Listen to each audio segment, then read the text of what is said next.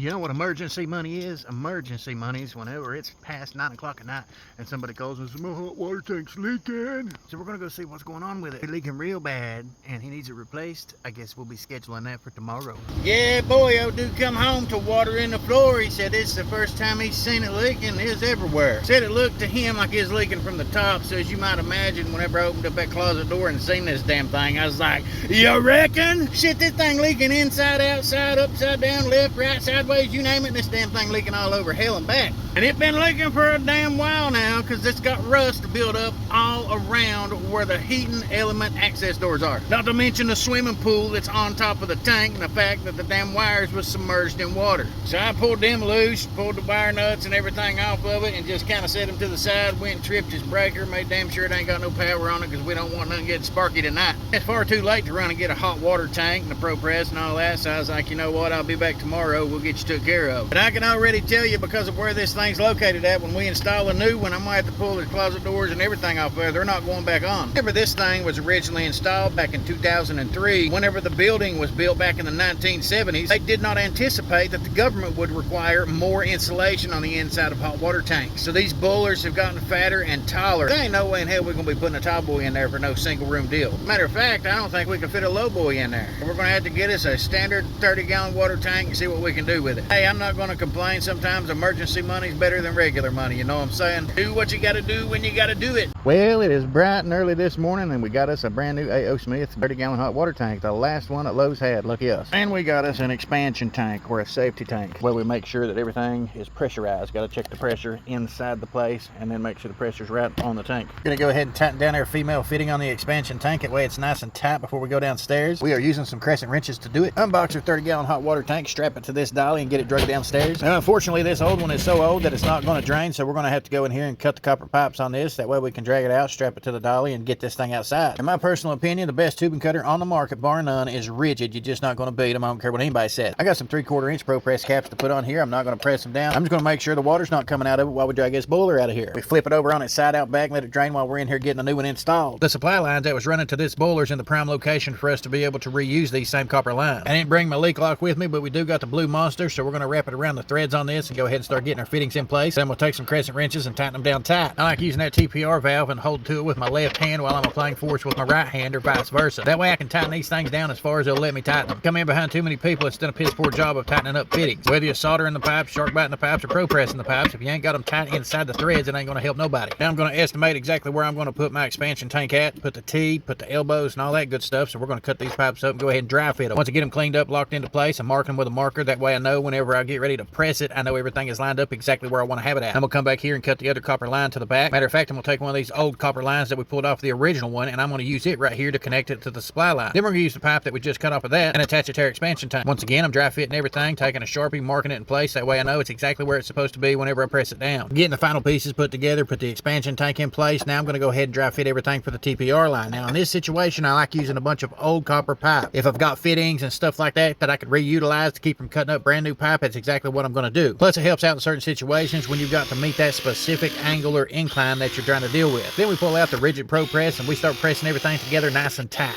I've used the Ridgid and the Milwaukee, and quite frankly, Ridgid's my favorite. But we invested in the Milwaukee kit so we could get to tight confined spaces that this one won't reach, and we got the adapter kit with it so we could get the much bigger pipes if we need to. But for the most part, this is the one that I use 90% of the time. As you can see, as we go over each individual fitting on this, everything is crimped together nice and tight, so now it's time to turn on the water and check for leaks. Now I'm going to verify that there's no leaks on any of the fittings. Then we're going to open up the TPR to let it burp itself. Then I'm going to go in here and open up the bathroom sink. That way it fills up and starts cleaning out the water line. I see a bunch of rust start purging out of it whenever it first fills up. Then afterwards, I'm going to come over here, pop the TPR again, and check it for leaks. But right now, we're going to go ahead and adjust the temperature on this because it does not come adjusted. We're going to put it around 130 to 140 between the top and bottom thermostat. Now after that, we got this old wiring to deal with. I'm going to be cutting it completely out of here and rewiring it a little bit. What you don't realize is whenever they leak like the old one did and it puts them in water, they're completely submerged. That paper is going to absorb all that water and it's going to put that water throughout your romac. You want to make sure you cut it back far enough to get you some nice clean wires that's not been damaged. Then we're going to secure everything in place where it's supposed to be at, tighten down the ground first, then we're going to hook up the neutral, then we're going to hook up the hot. We're going to reattach and clean up everything. Then we're putting everything together with brand new wire nuts, tighten down the covers, go in here, flip the breaker on and see if it'll heat up. Otherwise, we got a big bunch of stuff we need to clean up and the old hot water tank outside we're going to haul upstairs, strip down and take to the scrap yard. But this is once again another satisfied customer. So if you want to see more content content like this, see tools in action, tested in the trades, doing real world repairs, all you got to do is pop that clutch, subscribe, and follow along for more. Yeah, boy.